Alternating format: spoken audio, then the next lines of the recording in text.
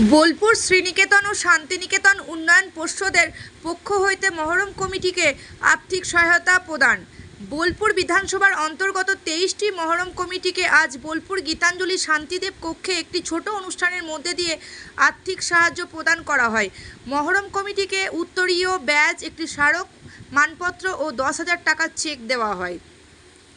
মহরম কমিটিকে আর্থিক প্রদানের যে চিন্তাধারা তা একমাত্র রাজ্যের মন্ত্রী তথা বোলপুর বিধানসভার বিধায়ক মন্ত্রী চন্দ্রনাথ সিনহার উদ্যোগে। এই অনুষ্ঠানে উপস্থিত ছিলেন বোলপুর পৌরসভার ভাইস চেয়ারম্যান অমর শেখ ও বোলপুর পৌরসভার বিভিন্ন ওয়ার্ডের কাউন্সিলরগণ ও বোলপুর বিধানসভার অন্তর্গত 23টি মহরম কমিটির সদস্যবৃন্দ। কাজী আমিরুল ইসলামের রিপোর্ট, সিবি টাইমস, বোলপুর। আমরা আসার জন্য অনুরোধ করব শুরু মহরম করে এইদিকে থাকে ভাই, এইদিকে ধরো চাও তুমি একবার ধরো।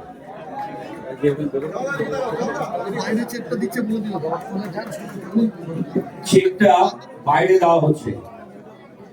চাইবো তুলে দিচ্ছেন মাননীয় বিধায়ক এবং মন্ত্রী শ্রী চন্দ্রনাথ সিনহা মহোদয়।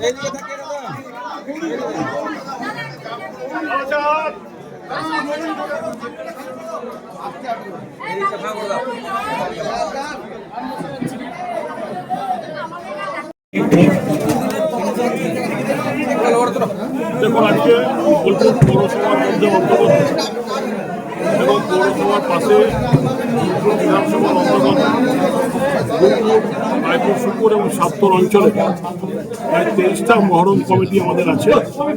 তাদের একটু সম্বর্ধনা দেওয়া হলো আজকে এবং 23টাদের আমাদের একটা মোমেন্টো, একটা সার্টিফিকেট এবং 10,000 করে সাম্মানিক আমরা দিলাম। এই জন্যই দিলাম যে মহরম যে শোক যেমন মুসলিম সমাজের কাছে,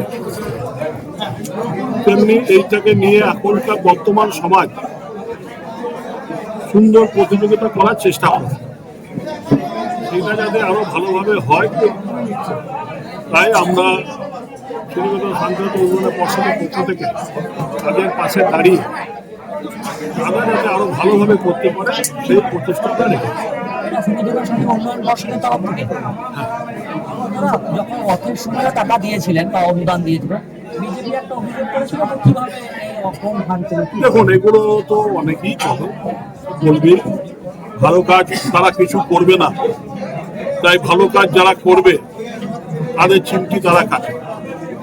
তারা এইভাবেই চায় বাংলাকে যে ভাগাভাগি করার চেষ্টা তারা করছে। মাননীয় মুখ্যমন্ত্রী মমতা ব্যানার্জি চায় বাংলার সর্বধর্মের মানুষ, সব ভাষাভাষী মানুষ একসঙ্গে শান্তির সঙ্গে বাসাবাসি করুক এবং বাংলাকে উন্নয়নে এগিয়ে নিয়ে যাক। তাই ওনার চিন্তাধারা ভাবধারা ধরেই আমরা এখানে সমস্ত সম্প্রদায়ের মানুষকে এক হওয়ার বার্তা দিয়েছি। তাই রথ খুব সুন্দরভাবে হয়েছে।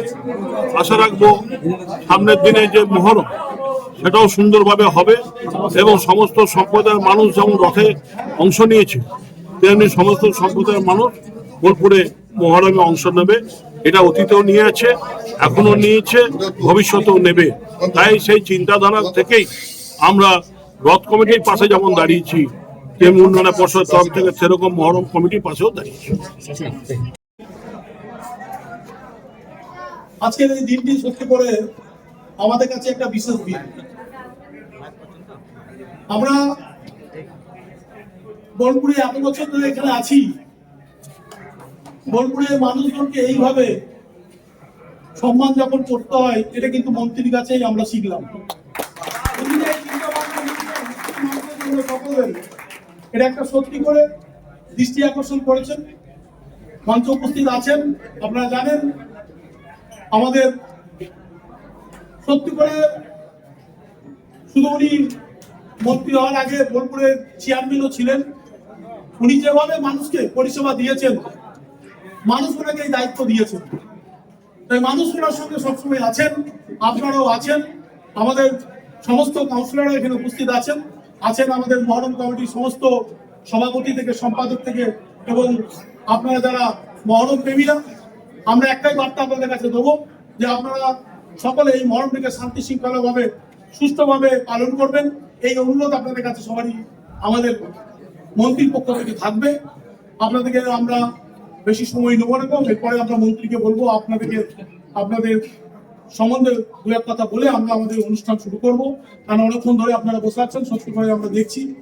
সবাই ভালো থাকুন, সুস্থ থাকুন, সুন্দরভাবে আমাদের উৎসব পালন করুন। আমাদের দিদি বারবার একটা কথা বলে, ধর্ম যার যার, উৎসব সমান।